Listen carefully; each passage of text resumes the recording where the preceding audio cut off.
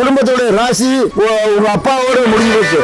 எவ்வளவு வித்தியாசம் ஜெயிச்சிருக்காரு. முதல்ல அறிவாட்டம் பேசுறதுக்கு இவர் எந்த கோர்ட்டு போட்டும் எந்த இது வேணா ஏறட்டும். இவங்களுக்கு நேரமே காங்கிரஸுக்கு நேரமே சரியில்லை. இந்த ஆளுக்கு ஆயிலிங் ஜெயில் தான் போக போறான்னு நினைக்கிறேன். கோர்ட்டும் கேஸ் ஜெயில் தான் ராகுலுக்கு கெதி இனிமே. ஆனா இப்போ வந்து ராகுல் காந்தி வந்து 1 லட்சம் ஓட்டு கள்ள ஓட்டுன்னு சொல்லி ப்ரூஃப் பண்றதுக்கு நினைக்கிறாரு. அதை பத்தி நீங்க இல்ல, அவருக்கு எப்படி தெரியும்? இது வந்து தேர்தல் ஆணையம் கையில இருக்கு. அவங்க அக்செப்ட் பண்ணி தேர்தல் நல்ல முறையா நடத்தி நல்லா நடந்திருக்கு, எல்லா இடத்துலயும் ஓட்டிங் கரெக்டா நடந்திருக்குன்னு சொல்லி சர்டிபிகேட் கொடுத்து இவரும் பிஎம் ஆயிருக்காரு. இப்போ வந்து நான் ஆதாரம் தரேன்னு சொல்லி இந்த கேஸை போட்டு இழுத்து செவ்வாய் இழுத்து பேரை கிளங்கப்படுத்துறதுக்கு பிளான் பண்றாங்க. பிரைம் மினிஸ்டர் மேல இவர் நினைச்சாலும் ஒண்ணு கலங்க பண்றதுக்கு வழியே கிடையாது, சான்ஸே இல்ல. இவர் எந்த கோர்ட்டு போட்டும் எந்த இது வேணா ஏறட்டும். இது வரைக்கும் அவர் கோர்ட்டு வாசல்ல போய் யார் தோத்த மன்னிப்பு கேட்டு அவர் தான் வந்தாரு. மோடி பத்தி பேசுறதுக்கு மோடி கேஸ் போட்டாரு, அதுக்கு மன்னிப்பு கேட்டு தான் வந்தாரு.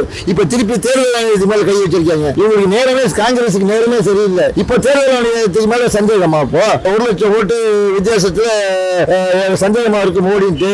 1 லட்சம் 10 லட்சம் கூட நீ சொல்லிக்கோ. எவ்வளவு வித்தியாசம் ஜெயிச்சிருக்காரு. முதல்ல அறிவாட்டம் பேசுறதுக்கு இவரெல்லாம் ஒரு தலைவர் வச்சிருக்கீங்க கட்சியில, அதை சொல்லுங்க முதல்ல. ரெண்டாவது தேர்தல் ஆணையம் ஆக்ஷன் எடுக்க போகுது. இந்த ஆளுக்கு ஆயிலிங் ஜெயில் தான் போக போறான்னு நினைக்கிறேன். கோர்ட்டும் கேஸ் ஜெயில் தான் ராகுலுக்கு கெதி இனிமே. வேற வழியில நாட்கள் சனி வந்துருச்சு. அதாவது ஒண்ணு மக்களை பார்க்கணும், மக்களை தேடணும், மக்களுக்காண்டி போராடணும். அந்த மாதிரி வேலையை செஞ்சா பரவாயில்ல. இப்ப 2 வருஷமா நரேந்திர மோடி பத்தி நீ பேசி எங்கேயாவது மறியல் பண்ணி கெலாட்டா பண்ணி ஏதாவது பண்ணிருக்காரா? ஒண்ணும் பண்ணலையாங்க. இப்ப என்ன புதுசா டெண்ட்? இப்ப தமிழகத்துல அடுத்த எலெக்ஷன் வரப்போகுது, அதுல ஏதாவது சீட்டு கிட்டு வாங்கலாம் சொல்லி பிளான் பண்றாரோ என்னவோ, அதெல்லாம் மதிக்க கூட மாட்டாங்க. காங்கிரஸ் மரியாதை டிஎம்கே இருந்தது. இப்ப இந்த காங்கிரஸ் மேல காங்கிரஸ் கூட கூட்டணி இருக்க போது இப்ப டிஎம்கே சிக்கல் இருக்கு. ஓட்டு வித்தியாசம் ரொம்ப போயிடுச்சு.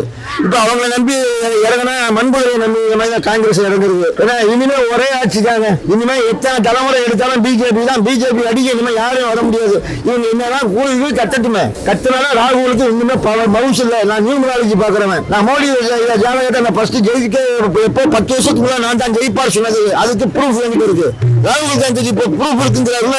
நான் மோடி ஜெயிப்பார் 10 வருஷத்துக்கு முன்னாடி சொன்னது. முதல் 5 வருஷம் முடிஞ்சது, 2வது 5 வருஷம் முடிஞ்சது, இப்ப 3வது கால் வைக்கிறார். 2 வருஷம் என்ன நீ பண்ணுன? இந்த வேலையை தேர்தல் ஆணையம் சொல்லணும். அப்ப நீ இப்ப தேர்தல் ஆணையம் வந்து உறுதி செய்து ஜெயிச்சது இத்தனை ஓட்டு வித்தியாசம் ஜெயித்தாரு தேர்தல் ஆணையம் சொல்லிச்சுல்ல. அப்ப இவர் எந்த ஆதாரத்தை கொண்டு இவர் சொல்றாரு? அப்ப தேர்தல் ஆணையத்துல உள்ள போய் திடீர்க்காரா இவரு? இவருக்கு உள்கை ஆள் வச்சு திடீர்க்காரா? சரி, புதுப்புற சொல்லுங்க பார்க்கலாம். புது பண்ணட்டும்.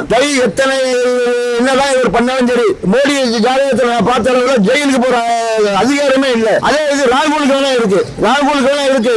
எப்பா நான் ராகுல் காந்திக்கு ஏற்கனவே சொல்லியிருக்கேன், உங்களுடைய குடும்பத்தோட ராசி உங்க அப்பாவோட முடிஞ்சு போச்சு.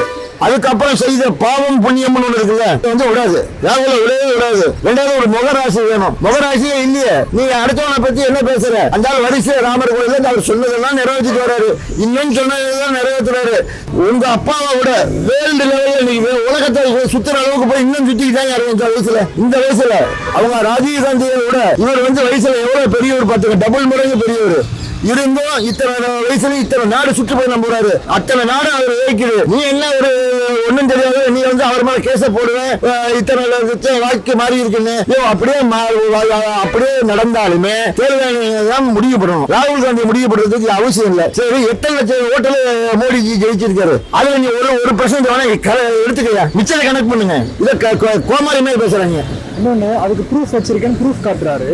அந்த ப்ரூஃப்ல இருக்கவங்க எல்லாம் பிஜேபிக்கு தான் ஓட்டு போட்டுருப்பாங்களா என்ன? அது எப்படி சொல்ல முடியும்? அவங்க இஷ்டம், யாருக்கு ஓட்டு போட்டுருப்பாங்க இதெல்லாம் சொல்ல முடியுமா? அப்ப ஓட்டர் ஐடி வச்சிருக்கிறது பொய்.